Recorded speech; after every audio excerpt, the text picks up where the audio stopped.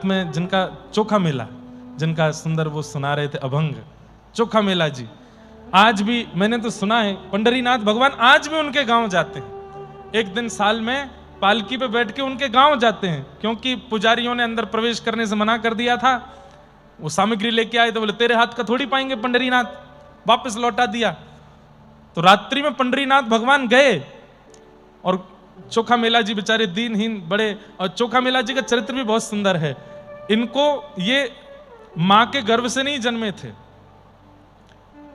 इनके जो माता पिता थे वो ठाकुर जी से पुत्र रत्न की प्राप्ति के लिए ही याचना करने जा रहे थे, आम लेकर के जा रहे थे। तो बीच रास्ते में ही ठाकुर जी एक अन्य संत का रूप धारण करके आए और कहा हमें बहुत तेज भूख लगी है, कुछ हो तो दो। तो संत मिले तो कुछ देना चाहिए, तो वो कुछ 4-5 आम बचा लिए, बाकी के आम संत को दे दिए। बोले अब यही है, बाकी विठोबा को भोग के लिए ले जा रहे हैं। उन संत ने जल्दी जल्दी आम चौंक करके जो बची हुई गुठली थी वो वापस उन्हीं आमों के साथ डाल दी। तो दोनों दंपति ने सोचा अब तो ये झूठे हो गए, अब ये विठोबा को क्या भोग लगाएं। बोले नहीं, इसमें कुछ नीचे रखें, उसको हम लोग पालेंगे। आप दोनों लेकर के चलने लगे। थोड़ी देर में वो इतना भारी हो गया, उनकी माँ ने सोचा इसमें क्या है, खोल के देखा तो छोटा सा उसमें बालक था। तो जिनको ठाकुर जी ने स्वयं आम चौक करके प्रदान किया, ऐसे चोखा मेला, और वो ऐसे बालक आए। माता पिता ने सोचा पता नहीं संसार समाज के लोगों को क्या उत्तर देंगे, उनको वहीं छोड़ दिया। फिर बाद में चोखा मेला जी किसी ऐसे थे तो वो विप्रकुल के मतलब माता पिता, लेकिन फिर बाद में उनको कोई अन्य जाति के लोग ले गए। एक दिन ठाकुर जी का दर्शन करने के लिए अपने बगीचे के खूब सारे आम फल आदि लेकर के गए। मंदिर में जाके ठाकुर जी को भेंट को देने लगे तो पुजारियों ने मना किया, तेरे हाथ का प्रसाद नहीं लगाएंगे।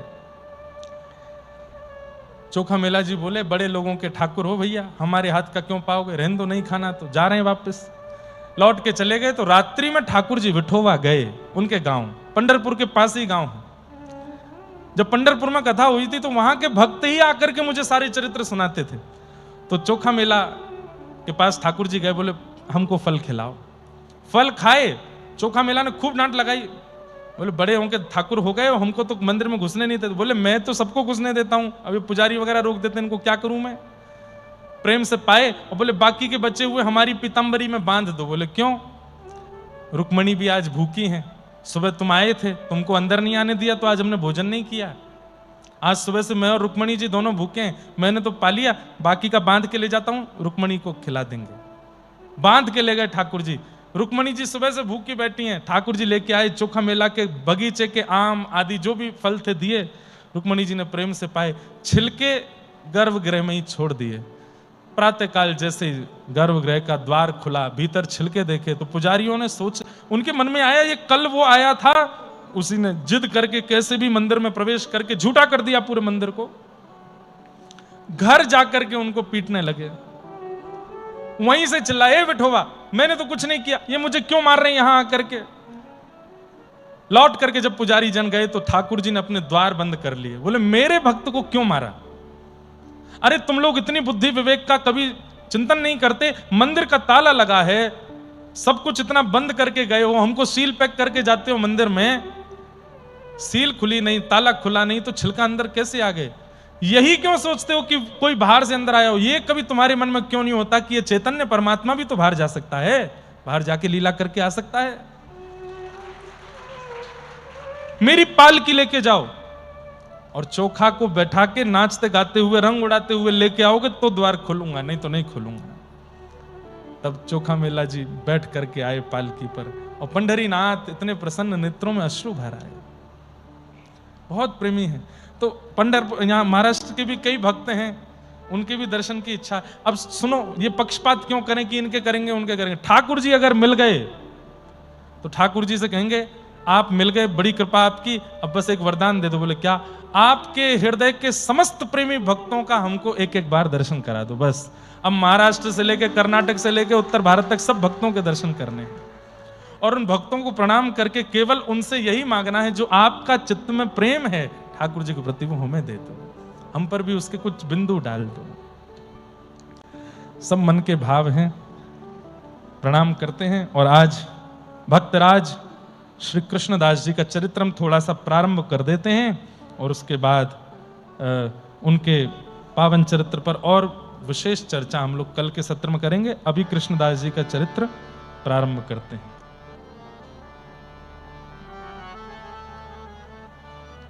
कृष्णदास भगवान के अति प्रिय अष्ट सखाओं में एक श्री कृष्णदास हुए और श्री कृष्णदास जी का चरित्र ये भी श्रीमद् वल्लभाचार्य जी के सातों आठों जो हम सुनने वाले हैं, इनमें से 4 वल्लभाचार्य जी के और 4 श्री गोसाई विठलनाथ जी के शिष्य हैं।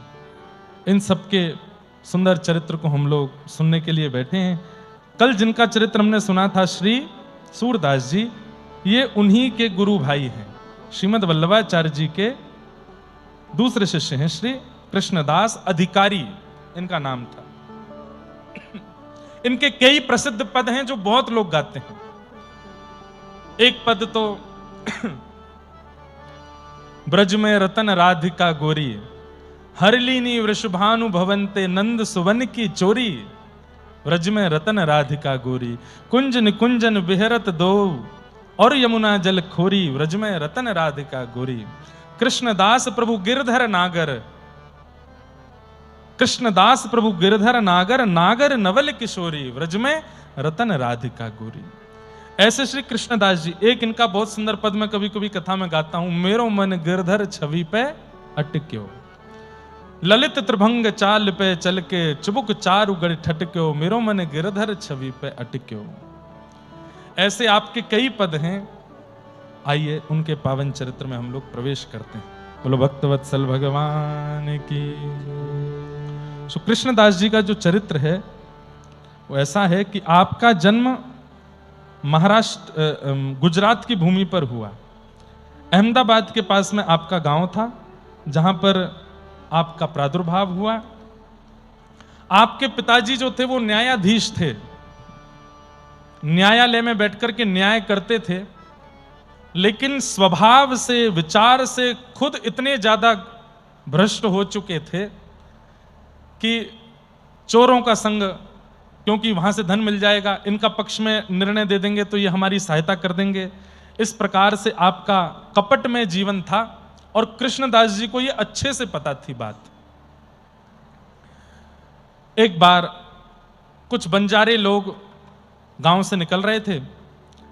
आपको पता चला, इनके पिताजी को, कृष्णदास जी के पिताजी को, बंजारे जानते हैं जो भ्रमण करते रहते हैं, गांव से निकल रहे थे तो चोरों को नहीं पता चला कि बंजारे जा रहे हैं।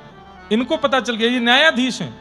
इन्होंने चोरों को खबर की, बोले वो कुछ लोग जा रहे हैं, उनकी चोरी कर लो और उसमें से फिर 20% हमको दे देना, बाकी अपने पास रख लेना। और फिर उसके बाद चोरी हुई, इसकी बात लेकर के वो मेरे पास आएंगे कि आप न्यायाधीश हो, तो मैं उनसे और मुंह मांगी रकम मांगूंगा उनका धन दौड़वाने के लिए। ऐसे ऐसे काम वो करते थे। कृष्णदास जी ये जानते थे। बंजारों से पैसे लुटवा दिए और उसके बाद चोरों से उनके पैसे लुटवा के चोरों से कुछ पैसे ले लिए। बंजारे रोते रोते आए, आप न्यायाधीश हैं इस नगर के, हमारे धन लुट गए हैं, हमारी रक्षा करो। तो इन्होंने उनको भी कितने 1000 सोने की मोहर देने की बात रखी, इतना दो तब मैं चोरों को ढूंढवाऊंगा। कृष्णदास जी से यह बात सहन नहीं हुई और आपने जाकर के उस नगर के राजा से अपनी ही पिता की शिकायत कर दी।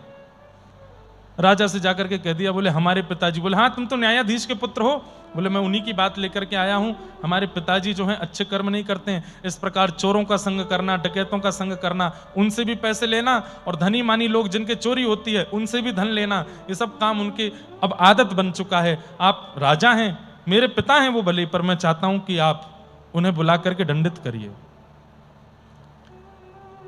राजा ने खबर भेजी और कृष्णदास जी के पिताजी जब सभा में आए तो राजा ने पूछा और गवाही के रूप में कृष्णदास जी ने पूर्ण कह दिया, हाँ मेरे पिताजी गलत गलत काम करते हैं, सब कुछ कहते हैं, पिता देख रहे हैं घुर्रा करके, तू तो घर चल तुझे बताऊंगा, मेरे बारे में सब बातें बता दी। राजा ने कहा हथकड़ी बांध दो, बेड़ियां बांध दो, पकड़ के ले जाओ इनके पिता को। उस समय कृष्णदास जी ने हाथ जोड़े, बोले मैं चाहता हूं कि ये मेरे पिता हैं, आप इनको दंड केवल इतना दीजिए क्या कि अगर ये दोबारा कुछ ऐसा करते मिलें तो आप मृत्यु दंड दीजिएगा, लेकिन अभी इनको छोड़ दीजिए। ये पहली बार है कि एक एक पुत्र के द्वारा अपने पिता की शिकायत की गई है। कम से कम इतनी रहम कीजिए, मैं चाहता तो छिपा सकता था, पर इतना मेरे ऊपर कृपा कीजिए, मैं चाहता हूं मेरे पिता सुधरें, आप इनको इस बार छोड़ दीजिए, अगली बार अगर ये कोई कृत्य करें तो आप मृत्युदंड दे देना। राजा ने उनके पुत्र की बड़ी प्रशंसा की, बोले कैसा पुत्र, कितना अद्भुत पुत्र है आपका, जाइए हम मुक्त करते हैं आपको, लेकिन दोबारा यदि हमें कोई बात आपकी सुनने में आई तो हम मृत्युदंड देंगे। कृष्णदास जी ने अपने पिता को प्रणाम किया। पिता बोले तू शत्रु है कि पुत्र पता नहीं चलता है। कृष्णदास बोले पिताजी हूं तो मैं पुत्र, लेकिन आपके व्यवहार का मैं शत्रु हूं, इसलिए मैं आपसे आज्ञा चाहता हूं, अब मैं घर नहीं रहूंगा, अब मैं जा रहा हूं, अब आप आगे का जीवन अपने आप देखिएगा, चाहे जो करिए, बस मैंने राजा के सामने आपको सुधरवाने का एक नियम, क्योंकि मैं जाने की सोच रहा था, पर मैं सोच रहा था ऐसा करके कुछ जाऊं कि आप सुधर जाओ, अब आप सुधर जाओ तो अच्छा है। और कृष्णदास जी उसी समय घर छोड़ करके निकल पड़े। कहां गए? तीर्थ यात्रा पर चले गए। तीर्थ यात्रा करते करते जैसे ही आप वृंदावन पहुंचे, वृंदावन में जैसे ही मथुरा पहुंचे, तभी वहां पर जय जयकार चल रही थी श्रीमन वल्लभाचार्य महाप्रभु के। आपने उनके बारे में जैसे ही सुना, मन में इच्छा हुई दर्शन करूं, और जाके जैसे ही दर्शन किया तो सूरदास जी की प्रसिद्ध कथा पता चली कि बिना नेत्र के सूरदास इनके कृपा पात्र होते ही देखने लगे, मतलब उनको भगवत लीलाओं का अनुभव होने लगा, आदि आदि सब बात। तो कृष्णदास जी के मन में आया कि मुझे भी ब्रह्म संबंध करना है, आप कृपा करके मुझ पर भी कृपा करें और कृपा करके मुझे भी दीक्षा दें।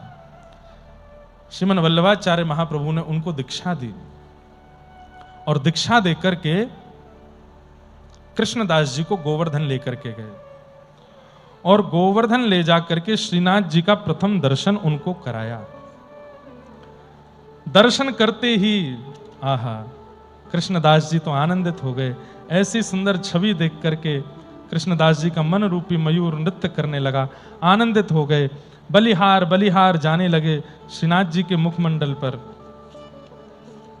जी के जब शिष्य बने, इन्होंने गुरु जी को इतने ध्यान से परख लिया कि उनके चेहरे की भाव भंगिमा से इनको पता चल जाता कि अब इनको प्यास लगी है, तो जल ले आते थे। 3 प्रकार के शिष्य होते हैं, सारे शिष्यगण ध्यान से सुने, चाहे वो दत्त धाम के हों, चाहे वो रामानुज दास या दासी हों। उत्तम, मध्यम और साधारण। उत्तम शिष्य कौन? बोले वैसे तो संतान के लिए ये श्लोक कहा गया, पर संतान और शिष्य एक समान है। गुरु और शिष्य का संबंध क्या है? गुरु आपके पिता हैं, और मराठी में बोल दूं, महाराष्ट्र की भाव में बोल दूं तो गुरु आपकी माउली है, मैया है, गुरु आपकी मां है। सहजोबाई का वो पद मुझे याद आता है जो वो अपने गुरु के लिए गाती हैं, हम बालक तुम माई हमारी, हम बालक तुम माई हमारी। शिष्यों से जब भी कोई अपराध हो, या शिष्यों से जब भी कोई विशेष कार्य बन जाए, कोई बहुत अच्छा काम कर दिया, दोनों परिस्थिति में अपने गुरु के सामने बैठ करके या गुरु के चित्र को देख करके यही कहना चाहिए। हमने कुछ गलत किया तो भी हम बालक तुम माई हमारी, हम बालक तुम माई हमारी। हम बालक हैं, आप हमारी मैया हो, आप हमारे माउली हो। और अगर कुछ बहुत बड़ा काम कर दिया, वाहवाही हो रही है सब जगह, तो भी अपने गुरु से यही कहो, हम बालक तुम माई हमारी। सब सिखाया तो आपने। सब विधि माही करो रखवारी, सब विधि माही करो, सब विधि माही करो रखवारी, सब विधि करो रखवारी। हम बालक तुम माई हमारी, हम बालक तुम। इतना प्रेम और इतने तत्पर हो गए अपने गुरु के लिए कि वल्लभाचार्य महाप्रभु कहां देख रहे हैं और कब किसको देख करके क्या कहने वाले हैं, यह कृष्णदास जी को पता होता था। महाप्रभु वल्लभाचार्य जी बैठ के प्रवचन कर रहे हैं और महाप्रभु जी के उठने की इच्छा हो गई कि अब उठना चाहिए। उससे पहले कृष्णदास जी उठ के बाहर व्यवस्था कर लेते थे, महाप्रभु जी आने वाले हैं। उत्तम शिष्य कौन? उत्तम चिंतितः कुर्यात्, जो अपने गुरु या अपने माता पिता के चेहरे को पढ़ना सीख जाए, वो उत्तम बालक है, वो उत्तम शिष्य है, जो अपने गुरु के चेहरे को पढ़ लेता हो। प्रोतत्कारी तु मध्यम, और मध्यम कौन है? जिसको आज्ञा देनी पड़ती हो वो मध्यम है। और अधम कौन है? बोलते रहो गुरुजी, हमारे ऊपर कोई फर्क नहीं पड़ता, हम तो जैसे हैं वैसे ही रहेंगे, आप चाहे कितनी भी आज्ञा करते रहो, मौन रहो मौन रहो मौन, हम तो बोलेंगे।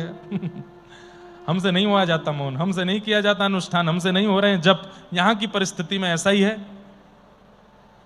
गुरु कह रहे हैं कि भाई सूर्य उदय से पहले स्नान कर लो गोदावरी जी में जाके, उसका मतलब आपके देह के लिए नहीं कहा जा रहा है कि भाई जाड़ा लग रहा है, सर्दी लग रही है, गुरु जी ने भी क्या नियम बता दिया, अरे धूप निकले तब नहाए, ऐसा तो नियम हो नहीं। गुरु आज्ञा में इतना विश्वास रखिए, अगर गुरु जी ने यह कहा ना केवल यहां बैठ जाओ, तो यह समझ लो यहां बैठने पे ठाकुर जी मिल जाएंगे मुझे, क्योंकि गुरुदेव ने कहा है। इतना विश्वास गुरु आज्ञा पर होना चाहिए, तब वह आज्ञा फल देती है। नहीं तो करते रहो पालन, कोई फल नहीं मिलेगा, कुछ नहीं। गुरुदेव ने कहते लेट जाओ, लेटने को कहा है तो अब चाहे ब्रह्मा आ जाए मैं उठूंगा नहीं। आज्ञा पर दृढ़ हो जाए अगर शिष्य, तो गुरु आज्ञा, कोई मंत्र की आवश्यकता नहीं, कोई विधि की आवश्यकता नहीं, कोई विधान की आवश्यकता नहीं, गुरु आज्ञा इतनी सामर्थ्य दे देगा कि भगवत दर्शन हो जाए। श्रीमद् वल्लभाचार्य भगवान कृष्णदास जी के इस भाव से बड़े प्रसन्न हो गए और उन्होंने श्रीनाथ जी की सेवा में उनको अधिकारी नियुक्त कर दिया, मंदिर के अधिकारी बना दिया। आज भी श्रीनाथ जी में, नाथ द्वार में जो अधिकारी जी हैं, वहां पर कोई भी काम होता है तो आज भी जो मोहर लगती है वो 250-300 साल पुरानी कृष्णदास जी की ही मोहर लगती है, कृष्णदास अधिकारी की आज्ञा से। ऐसे अधिकारी बने श्रीनाथ जी के। महाराज जी इनकी दृष्टि ऐसी थी कि ये कुछ भी देखते थे, चाहे जो दिख जाए, मानव दिख जाए, जीव दिख जाए, जंतु दिख जाए, वस्तु दिख जाए, व्यंजन दिख जाए, ये उस वस्तु को देख करके सोचते थे ये मेरे लाल जी पे कितनी बढ़िया जचेगी। चाहे कैसी भी स्थिति देखते थे, सबको ठाकुर जी से। एक बार आप दिल्ली गए थे, अकबर के पास किसी काम से, अधिकारी थे, सारी व्यवस्थाएं इनके हाथ में रहती थी, तो अकबर से मिलने के लिए जा रहे थे तो कहीं ढकेल पर जलेबी बन रही थी। अब सामान्य व्यक्ति का क्या होगा, जलेबी देख के उसके मुंह में पानी आएगा कि मुझे खाने को मिल जाए, पर इनके मन में क्या होता था, जलेबी देख करके मन में सोचते मेरे ठाकुर जी को जलेबी का भोग लग जाता कितना सुख मिलता, आज लाला बड़ो प्रसन्न है जातो, आज मेरो श्रीनाथ कितना खुश है जातो अगर वाकू जलेबी को भोग लग जातो। तो ढकेल पे खड़े खड़े देख रहे हैं, अब मन ललचा रहा है कृष्णदास जी का, पर गोवर्धन में लार टपक रही है ठाकुर जी के। दोनों ऐसे हो गए हैं कि ठाकुर जी के जो मन होता है वो कृष्णदास जी को अनुभव होने लग जाता है, मतलब मानो अपना जैसे मन दे दिया हो कृष्णदास को। ऐसा होता है, और हम कोई मुंह के सामने बोलने वाली बात नहीं कर रहे। हमारे दत्तदास जी महाराज के साथ हमको ऐसे ही लगता है, दत्त प्रभु का मन यही है, उनकी जो इच्छा होती है वो इनसे करवाते हैं। और बंधुओं यही उपलब्धि है भक्ति की, ठाकुर जी अपना मन दे देते हैं भक्त को। फिर आप जो करते हो वो आप नहीं चाह रहे हो, वो आप नहीं कर रहे हो, आपके ठाकुर चाह रहे हैं। कृष्णदास जी के सामने जलेबी रख दी गई, कृष्णदास जी बोले मेरे को खाने की इच्छा नहीं है, मुझे पाने की इच्छा नहीं। बोले आप टकटकी लगा के देख जो रहे हो। बोले मेरे मन में तो ये आ रही है कि ठाकुर जी के सामने सोने चांदी के परात में जलेबियां रखी होती, ऊपर तुलसी पधराई होती, और जलेबी पधराने के बाद जब मैं अपने लाला को देखता तो उसके मुख पर जो प्रसन्नता दिखती, वो देखने के लिए मैं आतुर हो रहा हूं, ये जलेबी का भोग उनको लगता। अब सोचिए दिल्ली में कृष्णदास जी जलेबी देख रहे हैं और मन में सोच रहे हैं ठाकुर जी को भोग लग जाए। यहां गुसाई श्री विठलनाथ जी, आपने ठाकुर जी का राजभोग करा करके पूर्ण कर दिया, संध्या के समय पर जब कपाट दोबारा खोले, 12-1 बजे मंदिर बंद करके 4 साढ़े 4 बजे जब मंदिर खोला तो क्या देखते हैं, श्रीनाथ जी के चारों तरफ पात्रों में जलेबियां ही जलेबियां धरी हैं, और एक जलेबी ठाकुर जी के हाथ में, ऊपर ऐसे भुजा पर हाथ में जलेबी लगी है, और मुखमंडल पर जलेबी की चाशनी लगी हुई है।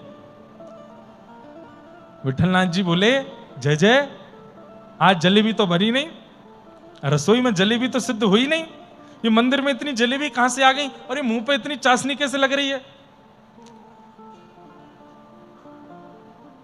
ठाकुर जी बोले, मैं बताऊंगा तो इतना आनंद नहीं आएगा। कृष्णदास जी कहीं गए अधिकारी जी? बोले हाँ, वहां गए, दिल्ली गए। बोले जब आए तो उनसे पूछना, जलेबी की कोई चर्चा हुई थी क्या, ऐसे पूछना। गोसाई विठलनाथ जी तो रात भर सोए नहीं, ये हुआ क्या है, ये कैसे हुआ है, ये मैं कृष्णदास कब आएगा पूछूं। अगले दिन कृष्णदास जी जब आए तब उनसे पूछा, कल दिल्ली गए थे? बोले हाँ, बढ़िया मिलन हो गया, अकबर से हम ये काम की बोले आए हैं, बोल रहा था करवा देंगे। बोले वो सब छोड़ो, कुछ जलेबी कुछ हुआ था क्या दिल्ली में कल? आपको कैसे पता? बोले जल्दी बताओ। बोले पहले गुरुदेव आप बताइए, आपको कैसे पता? अरे पहले तुम बात बताओ फिर हम तुमको बताएंगे। बोले कल वहां एक ढकेल पे जलेबी बन रही थी, तो वहां मैं जलेबी देखते देखते सोच रहा था कि जल्दी से गिरिराज जी पहुंच जाऊं और रसोई घर में जाके जलेबी बनवा करके अपने लाला को सिद्ध करा करके पधरा दूं। बहुत मन हो रहा था कि ठाकुर जी को जलेबी का भोग लगे, बहुत देर तक मैं जलेबी देखता रहा। ऐसी कुछ हुई थी, क्यों, क्या हुआ? गोसाई जी के नेत्र सजल हो गए। बोले तुम दिल्ली में बैठ के सोच रहे थे, यहाँ बिना रसोईया के बिना चूल्हे जलाए पता नहीं कहां से जलेबी बन के भी आ गई और ठाकुर जी ने भोग भी लगा लिया, प्रेम से पा भी लिया। कृष्णदास जी तो इतने आनंदित हो गए, दौड़ करके गए और श्रीनाथ जी को सन्मुख खड़े होकर के बोले, जय जय, आप इतनो प्रेम मत करे करो मुझसे, मैं इतने लायक नहीं हूं, आप इतनो स्नेह मुख मत दे करो नाथ। हाँ, खड़े रहे, इतना सुंदर पद है, सब लोग गाइएगा मेरे साथ। अपलक नेत्रों से ठाकुर जी को देख रहे हैं, और अपलक नेत्र कहते हैं मतलब पलक भी नहीं झपक रहे हैं, देखते जा रहे हैं, देखते देखते देखते देखते, और फिर उनके मन से ये भाव उत्पन्न हुआ। किसी ने मानो कहना चाहा होगा, अरे कृष्णदास जी बहुत देर हो गई, 2 घंटे से ठाकुर जी को देख रहे हो, चलो अब। तब कृष्णदास जी कह रहे हैं, कितना सुंदर पद, कमल मुख कौन देख ही अघाय, कमल मुख कौन देख ही अघाय। भाव समझ में आया? अघाय का मतलब, अरे इस कमल मुख को देख करके किसका मन भरता होगा, किसका मन पूरित होता होगा। ये कमल मुख तो ऐसा है कि देखते ही रहो, देखते ही रहो, देखते ही रहो, कभी नेत्र हटाने की इच्छा ही नहीं होगी। कमल मुख कौन देखत अघाय, कमल मुख सुनरी सखी लोचन अली मेरे, सुनरी सखी लोचन, सुनरी सखी लोचन हरि मेरे, सुनरी सखी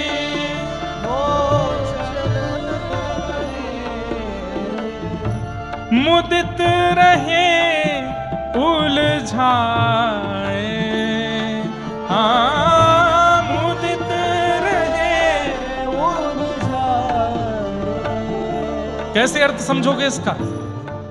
जैसे कई बार 2-3 मालाएं एक साथ धर दी जाएं और ऐसे 2-4 बार घुमा दी जाएं तो अंदर ही अंदर उनके धागे इतने आपस में लड़ जाते हैं, खूब देर तक सुलझाते रहो तो भी सुलझने में नहीं आते हैं, खूब देर लग जाती है। कभी माला इधर से करो, इधर से करो, इधर से करो, वो ऐसी उलझ जाती है, सुलझ नहीं पाती।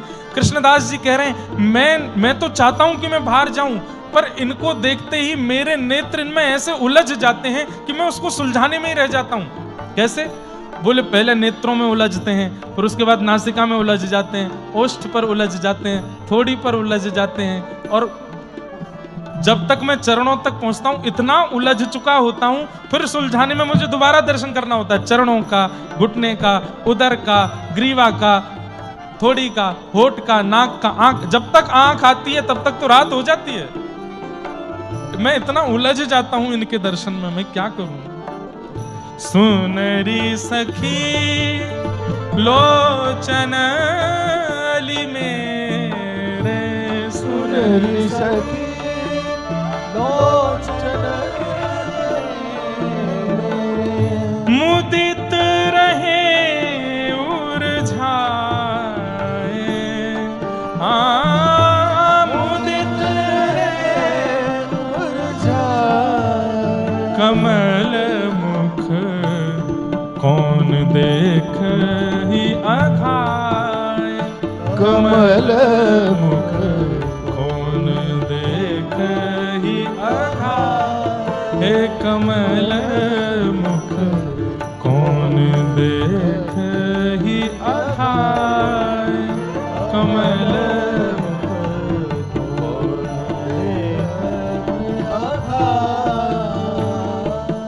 हे मुक्ता माल लाल उरु पर, मुक्ता माल जैसे महाराष्ट्र में नामदेव जी, तुकाराम जी, जनाबाई, चोखा मेला, गौरवा काका, सबके पद हैं, उनको अभंग कहा जाता है। ऐसे ये ब्रज के अष्ट सखा हैं, इनके ये पद हैं। जैसे यहाँ ठाकुर जी अभंग से रीझते हैं, ऐसी उत्तर भारत में इन पदों से रीझते हैं। इसलिए गाइए मेरे साथ। मुक्ता माल लाल उरु पर, मुक्ता माल लाल उरु पर, जनु फूली बन राय, जनु फूली बन राय, हे गोवर्धन धर अंग अंग ऊपर, गोवर्धन धर अंग अंग ऊपर, गोवर्धन धर अंग अंग ऊपर, गोवर्धन धर अंग अंग ऊपर, कृष्ण दास बलि जाए, कृष्ण दास बलि जाए, हे कमल मुख कौन दिखत ही अघाए, कमल मुख कौन दिखत ही अघाए, हे कमल मुख कौन दिखत ही अघाए, कमल मुख देखते कौन, हे गोवर्धन धर अंग अंग ऊपर, गोवर्धन धर अंग अंग ऊपर, हे गोवर्धन धर अंग अंग ऊपर, गोवर्धन धर अंग अंग ऊपर, कृष्ण दास बलि जाए, कृष्ण दास बलि जाए, कमल मुख देखत कौन ही अघाए, कमल मुख देखत कौन ही अघाए, हे कमल मुख देखत कौन अघाए, कमल कौन अघाए, देखत कौन ही अघाए, देखत कौन ही अघाए।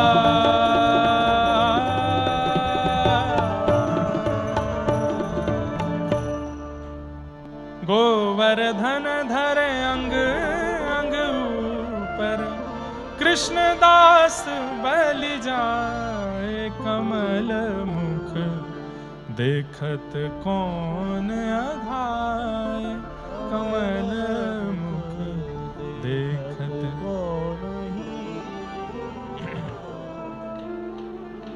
इस प्रकार श्री कृष्णदास जी का ठाकुर जी से ऐसा प्रेम बढ़ गया। एक बार तो आपने ऐसा पद गाया कि उस पद को सुन करके श्री प्रिया प्रियतम इतने भाव विभोर हो गए और दोनों नृत्य करने लगे प्रकट होकर के सामने। प्रिया प्रियतम दोनों नृत्य करने लगे। प्यारी भानु किशोरी नाचत गिरधर संग, प्यारी भानु किशोरी नाचत गिरधर संग, लाग डाट उरप तिरप रंग, लाग डाट उरप तिरप रंग, राख्यो रंग सखी, राख्यो रंग सखी, वृषभानु किशोरी नाचत गिरधर संग, वृषभानु किशोरी नाचत। आप ये पद गा रहे थे, नेत्र बंद करके गा रहे थे, और थोड़ी देर बाद जब नेत्र खोल करके देखा तो कृष्णदास जी के सन्मुख ही रास हो रहा था। प्रिया प्रियतम प्रकट होकर के नृत्य कर रहे हैं और कृष्णदास जी देख करके बड़े आनंदित हो रहे थे। ऐसे श्री कृष्णदास जी, एक बार आप पर कृपा हुई, आप एक आगरा गए। ये कथा मैंने कई बार बहुत विस्तार से सुनाई है। आगरा में आप सब्जी मंडी से सब्जी लेने के लिए गए थे, तभी वहां एक वैश्या का स्वर आपको सुनाई दिया, नगर वैश्या। उसका स्वर सुनकर के आपके मन में आया ये दुनिया को रिझाती है, अगर श्याम सुंदर को अपना गायन सुना दे तो श्याम सुंदर इससे कितने रिझ जाएंगे। और उस वैश्या को उस जमाने में 100 रुपए दिए। वैश्या बोली क्या करना है? बोले हमारे सेठ जी के सामने नाचना है। बोली तुम दास हो? बोले हाँ। क्या नाम है? बोले कृष्णदास। सेठ कौन है? श्रीनाथ।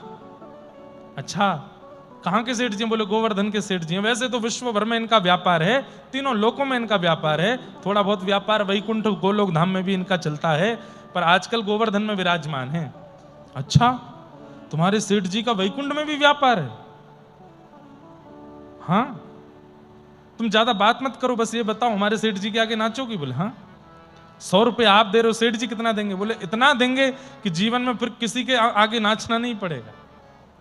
अब तो वो वैश्या सुंदर श्रृंगार करके तैयार होकर के निकल पड़ी, गोवर्धन पहुंची। उसको क्या पता था मंदिर में नाचना है? वो तो बोली कोई सेठ जी होंगे।